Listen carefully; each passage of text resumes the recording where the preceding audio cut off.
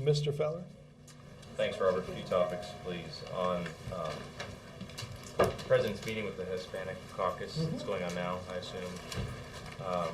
Yes. Okay. Can you give us a bit of detail about what the mission of that meeting is and whether, well, I'll start with that. Well, look, I think we'll have a readout from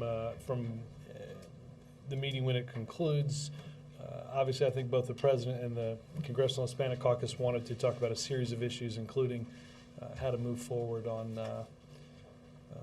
disappointing end to this session as it relates to the DREAM Act and what can be done in the next session. Do you think that there is executive action that the President can take since that legislation fell short? Executive action to implement. Specifically as it relates to what the DREAM Act was intended to do. I'd have to check with counsel on that. I'm not entirely sure that executive action is, my understanding is executive action cannot replace the legislation on that. Is he confident broadly that there's a willingness at all to take on the more comprehensive approach to immigration in the new year? Well, look, again, as I said yesterday, Ben, it is the only way that we're going to solve many of the vexing problems around immigration. And the only way to do that is for the federal government to debate and to enact comprehensive immigration reform. It can't be done with 50 states enacting a series of their own immigration laws, as we saw in the court's decision around Arizona. On Don't Ask, Don't Tell, we talked yesterday about the big questions that are still out there about implementation, mainly when this law is really going to take effect. Do you expect the President to talk at all about that tomorrow? Well, look, as the Secretary of Defense said, as soon as the repeal of the law is signed tomorrow morning, he will stand up an implementation working group that will be chaired by Dr. Clifford Stanley, who is our Undersecretary for Defense, Undersecretary of Defense for Personnel and Readiness, and that starts that process. So, I mean, do you expect the President to, how do you expect him to frame this tomorrow, to get into that type of discussion, or will he be talking more about the history-making nature? Oh, I think he'll talk more broadly about the nature of this and about why he thought, as many in Congress did, that it was important that this law be repealed. And finally, a lot of us are wondering about the schedule this week. Any update? You and a certain man who sits in the Oval Office. Again, tell me when Congress ends, and I can give you a pretty good guess on when the President goes home. But I don't expect it until then. Press conference. Nothing new on that. Thanks, Robert. On the foreign policy side, Yeah. On North Korea, has North Korea in fact offered to allow UN nuclear inspectors back into the country? I have no update on what North Korea has offered. I think North Korea has a pretty good sense of what they need to do to live up to their obligations, and certainly I think the world waits for them to do so. Same with North Korea. The President's written to 4 senators to thank them for their support of ratifying START, and in that letter he referenced talks with the Russian Federation in the last 2 days about U.S. concerns with North Korea. Could you talk about those? Can you tell us about those talks, and were they anything to do with missile defense? I'm not going to get into any more specifics than are in the letter on that. And one last thing on Belarus. Belarus has jailed 600 protesters. Does the United States have any way of influencing Belarus? Alistair, what I would point you to is the President's statement on that election and on the violence and on our belief that it must stop. Jake? First of all, it appears as though you have the votes to ratify START. I was wondering, it didn't necessarily appear that way days, if not weeks ago, weeks, if not days ago. What made the difference? I think, in all honesty, I think people have had an opportunity to focus on what's in the treaty. I think they've had an opportunity to focus on those that are supporting the treaty and listen to Chairman Mullen, Secretary Gates, Jim Baker, George Shultz, Henry Kissinger, and others make, I think, a very compelling case, along with the president and the vice president, for why this enhances our security, why it does nothing to impact or inhibit our ability to defend ourselves in any way. As Senator Isaacson said in a statement released just a few moments ago, announcing his support for ratification of this treaty. I think that I think people understand that it is our reductions in these are legacies of many presidents, including former President Ronald Reagan, and it makes our world safer. It provides, as we've talked about in here, an inspection regime with the Russians. It doesn't inhibit our ability to protect ourselves using missile defense, and promotes our security and stability in the world. We're approaching the end of the year, and it looks as though the president may be departing for Hawaii soon. Do you have any hints as to staff changes that might happen that you've been putting off until the end of the year? No, I don't expect you'll hear a lot before the end of the year. And then lastly, as you know, there is a group of unemployed that call themselves the 99ers. These Sure. are individuals who their unemployment insurance has run out. They were not included in the deal, the tax deal, that the president signed with Mr. McConnell, the Republicans, and others. Is there anything that the president can do for them? Well, I think the best thing that we can do as a country is get a fragile economy more stable and one that creates more jobs. I think that's why I think economists said that they would reorient their growth estimates based on the agreement that the president signed. Obviously, the best thing we can do for them is to create an environment where businesses are hiring. Look, we have you heard me say on a number of occasions that one of the great benefits of the agreement was taking the politics out of unemployment insurance. We have it's been a contentious battle just to get unemployment insurance to continue up to 99 weeks. It's not in any way been easy, and this takes the politics out of that throughout 2011, and hopefully we can continue to focus on getting the economy moving again and providing those guys with a helping hand with a job. If I could just ask a quick question about net neutrality. The FCC has this proposal. Does the president support a plan that, according to critics, would allow a carrier such as Verizon or any other carrier to block users from using a service that competes with a service they offer? For instance, if Verizon Jeff, doesn't offer let me do Google. this. I know the FCC, as an independent agency, is voting on this, and the president will have a statement at the conclusion of that vote on their proposal. Dan? Just to follow on one of Jake's questions, you have talked about how the START has been reviewed and debated now for so many months. So what was it that came up to the table now that sort of crystallized it for some of these senators who were still on the fence? Well, again, if so much information was already out there Well, for so okay. long. As I said yesterday, if people had questions about our commitment to modernizing our nuclear arsenal, if people had questions about the impact of this treaty, the answer to that impact is none on missile defense, that we were happy to have anybody and everybody provide that answer. Secretary Gates, Admiral Mullen, General Cartwright, a whole host of foreign policy heavies from both political parties, I think, have weighed in on why this is important for our national security. And that's why I think you see now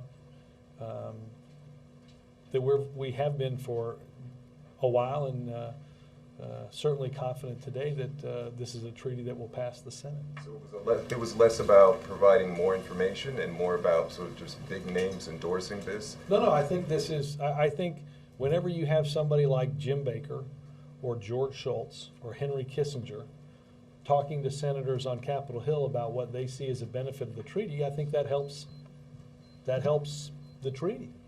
But I think, again, I think it's a combination of look, we understand that there has to be an orderly process by which a treaty is negotiated, considered, debated, and ultimately voted on. I think that has happened in this case. Senators have gotten the information that they've needed, and I think we're pretty confident that more than 2/3 of them will vote to ratify something that's tremendously important for our national security. One other. It's like a shopping center out here. It's like, And the other door really helps. On healthcare, top Republicans, Senator McConnell and also Mr. Boehner have talked about next year pushing to repeal the healthcare bill. And I'm wondering what's going on here at the White House in terms of preparing for that prospect. I mean, when you think about this threat that they keep making time and time again. well, look, I think that Senator McConnell and Congressman Boehner are going to have to answer questions from the American people about the benefits, like ensuring that children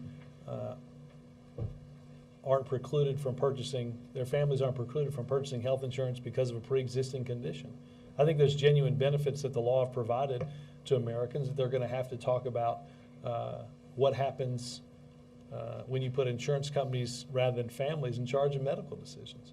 I think those are decisions that and messages that those two leaders and others in their caucus are going to have to figure out the answer to. So will the White House be waging some sort of messaging campaign to counter that? Well, I think you can assume that that we continue to believe that the passage of the bill was a very important thing for the American people, for, as I just mentioned, millions of families that whose children no longer have to lay awake at night wondering if their children can be covered by health insurance because they have a pre-existing condition. That's been wiped away. And if Republicans want to reinstitute insurance companies making those decisions on behalf of parents, that's an argument that they can try to make. I don't think will be a very successful one. Yes, sir. The imminent release of the census data raises the question of reapportionment. And given the size of Republican victories in many states, are you concerned that the Republicans will gerrymander the districts for an even greater advantage in 2012? I don't. I think that look, and as you mentioned, I have not seen the full release of the data. I think that comes between, I was going to say 11:15, but maybe you've got a better time. I think that I don't see that there's any reason why in a number of these places both parties can't be equally competitive, and I don't think it will have a huge practical impact. Well, if Republicans have a large advantage in state legislatures, it may not be so competitive. Well, They do, a number of I them. have seen them. I have seen the map. But I also think that you've got southwestern and southeastern states that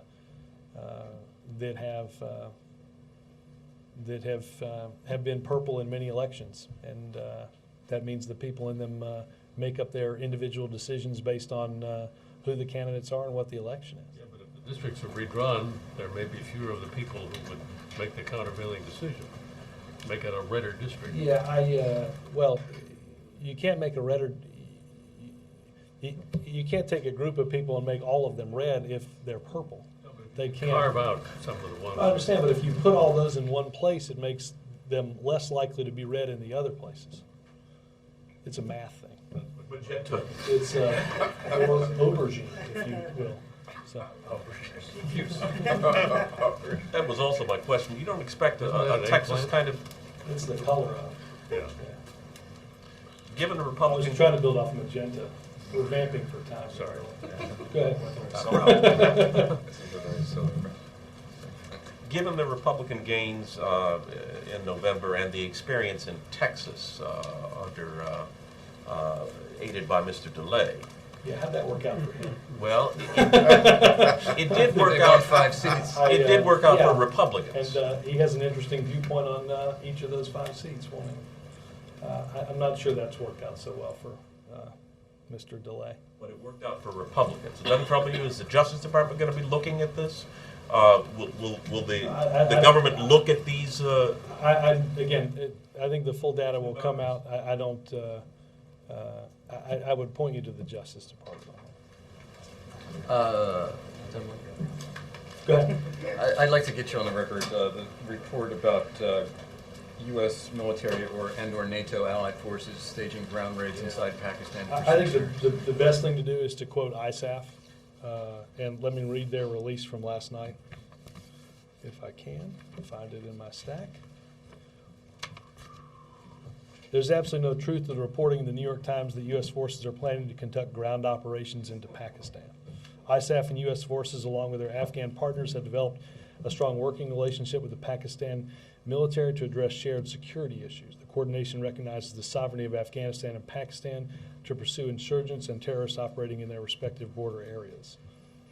There was another report about a plan to poison food with contaminants like ricin.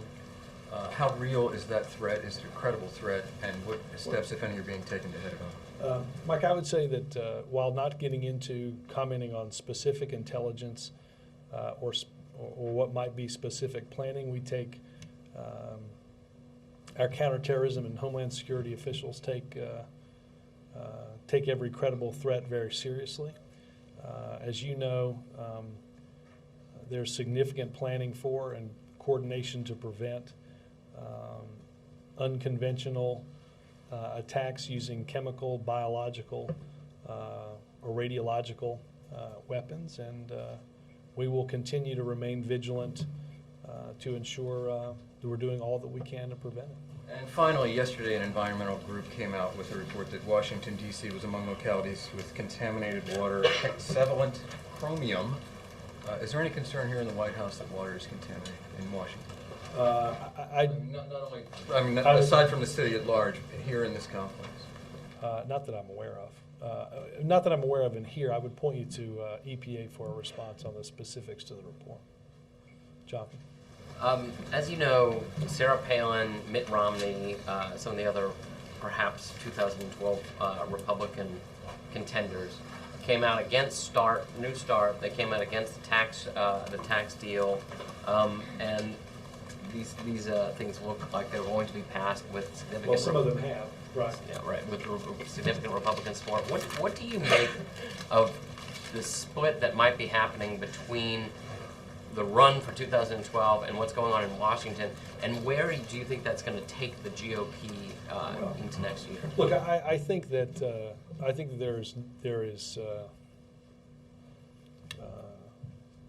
there will be great pressure on those in Washington as those outside of Washington ramp up their rhetoric around 2012. But I think if people believe that the message from the election in 2010 is to seek less cooperation, more gridlock, and greater partisanship, I think that is taking the wrong message from the last election. What people want is, and I think you've seen in public polling that what people are looking for is parties that will fight for their values but can work together to find common ground, to compromise, and to get something done that moves the economy forward and benefits the American people. I think that's what people asked for in this election, and I think in many ways over the past couple weeks that's provided a good formula to get things done in this town. I think again, I think there'll be great pressure to do otherwise as people begin running for president. But I will say this: I think that there will be plenty of time with which to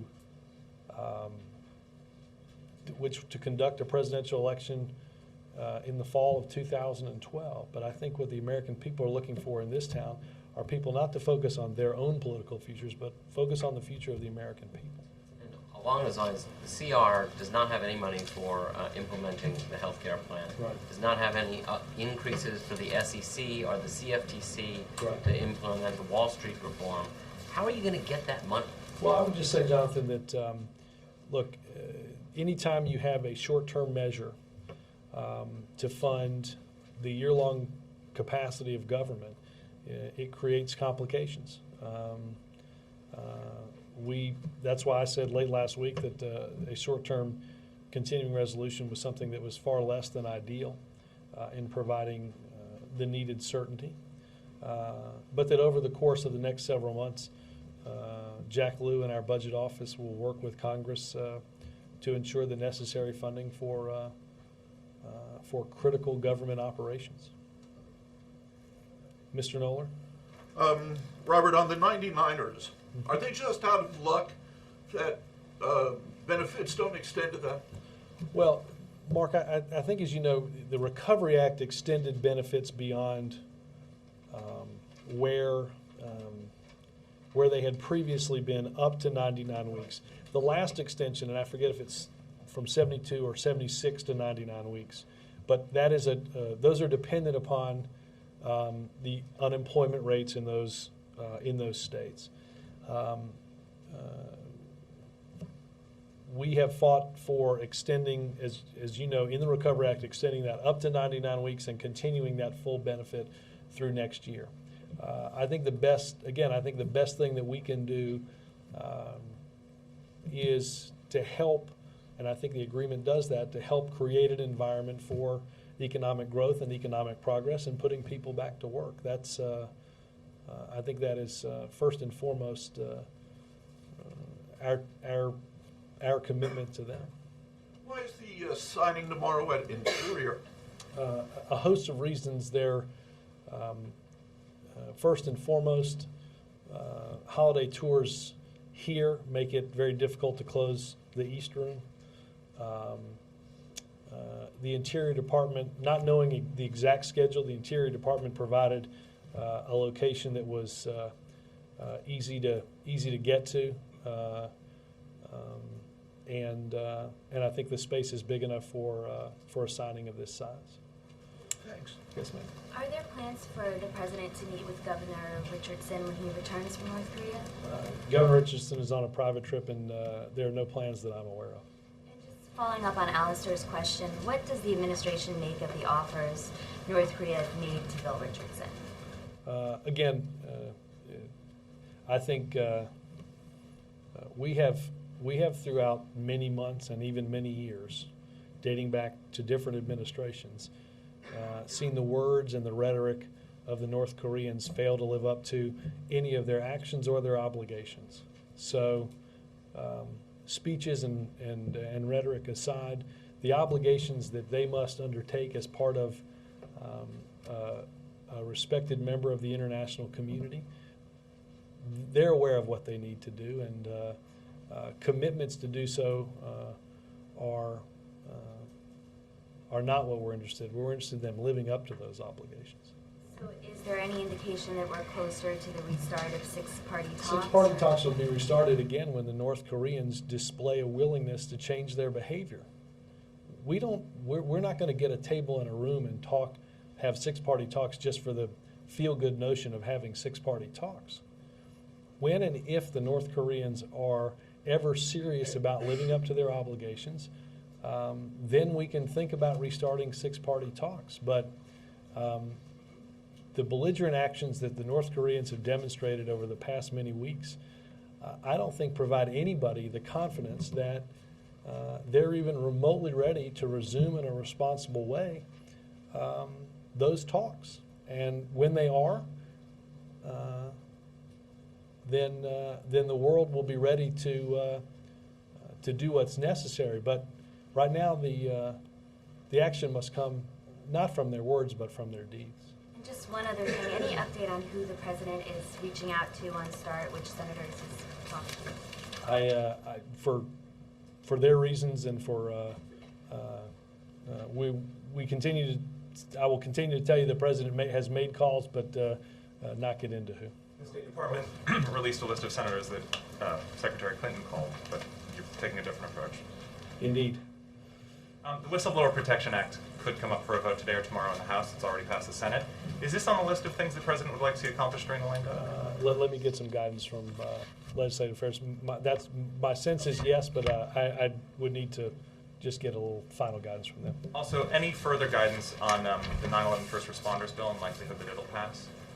Well, a question not for me or any Democrat on Capitol Hill, but for Republicans. Again, I'd remind people that this was 58 Democratic senators voted for this legislation. 42 Republican senators voted against this legislation. The only way to get to 60 is to add 2 of them. Has the President made any calls on this bill? The President has came out in August in support of this bill. We released a statement before the House voted in August in support of this bill. We released a statement in December before the Senate voted on this bill. All right, it's not up. We've got all the Democrats. We've got calling senators to lobby them on START. He's not calling senators to lobby them on this. All right, I think Mitch McConnell and Republicans ought to pick up the phone and talk to each other about this. Every Democrat is for this bill. 58 Democratic senators out of 58 Democratic senators support this bill. There's no Democratic senator and no Democrat on Capitol Hill that's standing in the way of this becoming law. There are 42 Republicans that are. People are talking about it as a measure of Jon Stewart's political clout. Any thoughts on that? You know, I think if there's the ability for that to sort of break through in our political environment, I think there's a good chance that he can help do that. I think he has put this. I think he has put the awareness around this legislation. He's put that awareness into what you guys cover each day, and I think that's good. I hope he can convince 2 Republicans to support taking care of those that took care of so many on that awful day in our history. It seems at the end of a long year, around the holiday season, a pretty awful thing to play politics about. But that's a decision that 42 Republican senators are going to have to make. Far fewer federal judges have been confirmed in your first 2 years and the first 2 years of President Clinton or President Bush. Can you talk about that? Do you all blame that purely on the Senate Republicans, or do you think, or is the President going to make a bigger push on that? Terry, I'd like to get the numbers and take a look at the final. Look, I think we have had, I think there's been quite a bit of problem in getting judges considered on a timely basis with the minority in the Senate. But that's been true for virtually every personnel position that we've had up. I mean, you have judges that go through the Judiciary Committee unanimously and languish waiting for unanimous consent to come up before the Senate for hundreds of days. Again, when Ari calls the Republicans to ask him about the 9/11 bill, you should hop on the line and ask him about that. One more. And in Secretary Clinton acknowledging who she's talked to among the senators and the President, you all now went to release that. Are you acknowledging that she might be more popular among Republicans than the President is, and therefore because there's a list being released of who is it an acknowledgement that maybe Bob Corker doesn't want to be known that his vote could change depending on whether Obama calls him or not? That's my question. I'm having a hard time seeing the connection of that bridge, but let me can I say before a lot. Let me just say before I take Cheryl's question that inexplicably the transcript said that I called you Jill yesterday, which I don't have any idea why I would have said that, but that's what the tape and the transcript said, and I apologize. Well, thank you, George. You're welcome. She told me she was going to say that, so that was I'm the setup guy for Linda's joke today. I mean Cheryl's joke today. Go ahead. We talked some about. I don't have any idea how Jill even popped out, but go ahead. We have talked about bipartisanship here today, or some of the new bipartisanship that we seem to be seeing in Washington on the tax deal, on Don't Ask, Don't Tell. You got 8 Republicans, and it seems that on START, you'll get some breaking away from the party leadership. And I'm wondering if the president has given any thought to what accounts for this, and especially his own role. You might say that he has always said he was willing to work with them, and they're now just coming over and agreeing to do so, but I'm wondering if he's thought about any changes in his own behavior that might account for this. Well, look, I think a couple things on that, Cheryl. I think that, obviously the president, as I said, when I say what I think that the American people wanted after that election was two parties to work together, that's exactly what the president took from that election. And I think I think there's no doubt that I think the president would admit that he spent more time reaching out to Republicans recently than in previous times. And he admitted as much to the Republicans when they were here. I also happen to think that Republicans understand probably more than they have at any other period also in the president's tenure, that they are soon to inherit a great responsibility for the act of governing. And I think that's kicked in a bit earlier than the formal passing of the gavel in the House. I think the message you have to take from what happened in November is that people want Washington to put aside the games that it normally plays and get things done. I think that what has been accomplished over the past few weeks demonstrates certainly that that's possible. And then just to follow on Perry's question, I think the point he was trying to make, and what I would ask is the fact that the White House is not revealing who the president is calling an indication that while Republican senators might not mind it being known that they spoke to Hillary Clinton, they might not want it to be known that they spoke to President Obama on this and that his comments might have swayed their views. You'd have to ask them. Is it a concern of yours that... Not at all. We want to see the START Treaty ratified. Yes, ma'am. What is the President Obama reaction to a South Korean military fire exercise in Yeonpyeong Island and their territory against North Korea? Well, and also, will the United States continue to support South Korea? Look, South Korea is one of our most important allies in the region and throughout the world. We are fully supportive of their actions, and will continue to work hand in hand with them to counter the belligerent actions of the North, in order to provide security not just to the people of the Republic of Korea, but to provide stability throughout the region and throughout the world. Go ahead. Thank you, Robert. Two questions. One, as far as presidential visit was concerned to India, across the street, Mr. Ron Summers, where President addressed his group in Mumbai, U.S.-India Business Council, he's thanking the president and the team as far as addressing his group and business, as far as U.S.-India business is concerned. Now, my question is, where do we go from there? Because presidential statement, also announcement in the parliament about UN Security Council seat for India. Is President going to take an active role to expand the US? Well, Gul, I think around the announcement of our support for India's membership, we discussed and talked about the fact that there is a reform process that's underway at the United Nations.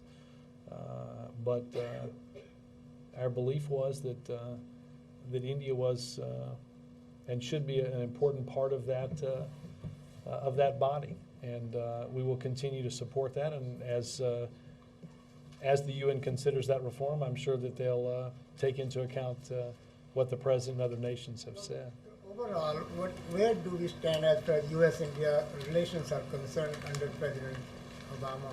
Well, look, I think that as you heard the President discuss on the trip to India, that the hallmark of our country's relationship with India is not one that, or I should say, to frame it in the positive, is one that is is important to this country, not because of one particular president or one particular party. What President Clinton obviously made a historic trip to India. President Bush, in the civilian nuclear deal, was an important step in our bilateral relationship. And the president's trip recently in November, another building block on an important relationship in the world. And second, if I may, as far as Actually, WikiLeaks is, thank you very much. Let me go on As to far as- Josh for a second. Josh.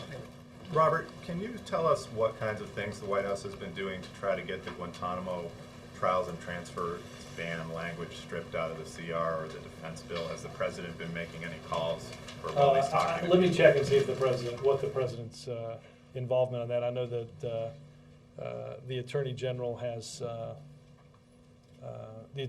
sent letters. I don't know what else he's done. I point you to DOJ, but I can check on what the president's done.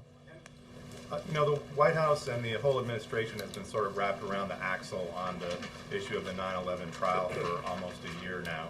Wouldn't it be a relief to have a measure like this pass and therefore not have to make a decision about where to send those defendants and simply have a decision made for you, basically? No, I think we're going to make a decision on what's in the best interest of this country and what's also constitutional.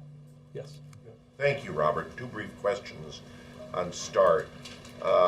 Admiral Mullen, of course, put out a very strong statement about it yesterday, and you mentioned General Hoss Cartwright's briefings and his comments on it. Do either Admiral Mullen or General Cartwright actually make calls or talk to senators themselves? I believe both of them have. DOD probably has better eyes into that, but it's my impression that both of them have spoken with senators, either individuals or as a group, in order. Again, I think what we've looked at it for both of those individuals as those that can provide a perspective, a military perspective on the treaty writ large and any language that they have questions about in the treaty, and I think they've done so. My other question is, just to follow up from yesterday, I asked you whether the U.S. would continue to operate within the parameters of START. John, what I should have said yesterday was that it's a question that I'd consider answering when and if that happened. Ben, you have? Just to follow on that, since we've been in here, we've moved an alert saying 9 Republicans now say they will back the START treaty, virtually assuring ratification. Right. Can I get your reaction to that, and is this now a done deal as you see it? Again, look, we remain extremely confident that this is a treaty that the Senate will believe is in the best interest of our national security and in reducing nuclear tensions and in providing an important inspection regime on the Russian arsenal. And because of all those reasons, we think the Senate will pass and ratify the START treaty in the next day or so. Margaret. So we were talking earlier about bipartisanship and what the voters wanted after November. But one thing that struck me about the way the president's used the lame duck is that he's looked to Republicans to make the case for him to other Republicans a lot. In Don't Ask, Don't Tell, Bob Gates was the guy making the case. In New START, it was a lot of former Republican secretaries of state or what have you making the case. And I'm wondering, is this the model that you think he'll turn more toward in next year on other issues?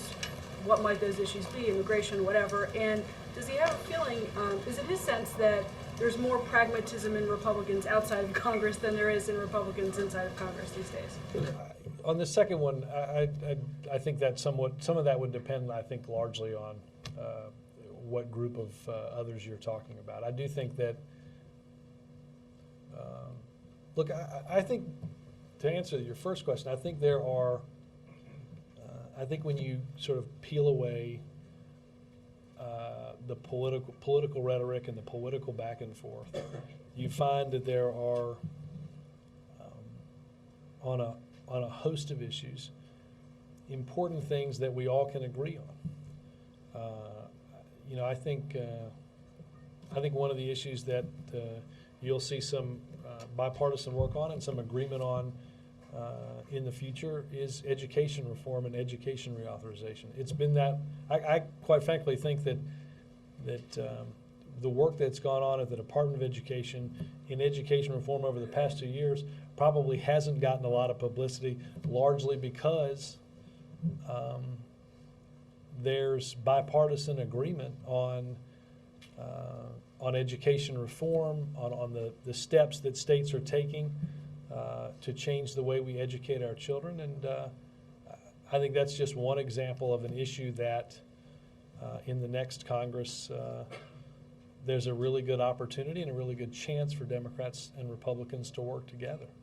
Looking more to Republican governors, since there are now so many more of them, to make a case for him on some policy initiatives? That's something we didn't see that much of this time around. Well, look, I think if you look at the Recovery Act, certainly Governor Douglas and Governor Chris were important. Bless you. Important endorsements for or validators for the president's approach. Look, I think the president is going to make a series of decisions that of policies that he thinks are in the best interest of the American people, and try to put together and find a coalition of like-minded individuals on either side of the political spectrum that agree. I think that's what he's done over the past few weeks, and I think that's what he'll look to continue to do next year. Quick. Sure. A couple days ago, I'd asked you if you had to sum up what the lessons or sort of political takeaway from the lame duck was, what it would be, and you said, ask me in 72 hours. So has it been 72 hours? It's close, and I think there's a cloture number. I think that, I don't know that I'd change a little bit of what I just said. I think that the American people want to see this town able to break out of the political games that it's become known for, to find solutions that are in the best interest of the people, and to go about making those solutions a reality. Not to play more partisan games, not to have more gridlock, not to see us focused, as I said earlier, on the next election, but on the future that's in front of us. Stephen? How serious is the administration taking this report released today in the Senate on the Lockerbie bombing, and does it concur with the findings that the Blair and Brown governments pressured Scots to release let me get some. I have not seen the report before coming out here, but let me have Mike get some information on that. Yes, ma'am. On foreign policy, what was the reaction of President when he got the letter from Prime Minister Turkey, who mentioned about serious concern on Armenian resolution in Congress? Has the President talked with any congressional leader calling Nancy Pelosi to oppose this one? Or if the Armenian resolution passes in Congress, do you have any concern future relationship with Turkey? Well, obviously, our relationship, our bilateral relationship with Turkey is enormously important. I do not know that the president, I do not believe that the president's made any calls specifically on this, and I think his views on this are known. Yes, sir. Thank you, Robert. You mentioned education reform. Can you take us inside any other specifics early next year, any other priorities that are going to come up first on the docket? No, I'm going to let the State of the Union take some care of that as we get closer to that. Bill? Robert, just following on Margaret's question a little bit, the President set certain priorities for the lame duck. In the last couple of weeks, we've seen the tax deal concluded, don't ask, don't tell, signed tomorrow, the food safety legislation. Republicans have put a release on 19 of your judicial appointments. You're now going to get the START treaty. I think everybody would have to say that's a pretty good performance. Is the President going to take a victory lap? The President, like me, is extremely superstitious, and I think it is important to continue to work toward getting those things done, and I anticipate the president will have an occasion to speak about his 2 years and what we've accomplished in the last few weeks. But I'll wait to see the manifestation of the end of that superstition at its appropriate time. One would presume that would be before he gets on a plane to join his family. Unless you guys are all getting on the plane. Thanks, Robert. Yes, sir. Question, Prime Minister Netanyahu says that he's going to publicly and formally ask the president to release convicted spy Jonathan Pollard. One, I was just wondering if the president would seriously consider that request. And two, what sort of informal conversations have they had about Pollard? I don't know the answer to the second. Usually, as you know, most of their discussions have been done on a one-on-one basis, but I am not aware of. I am not aware that that's something that the president is looking at doing. Thanks, guys.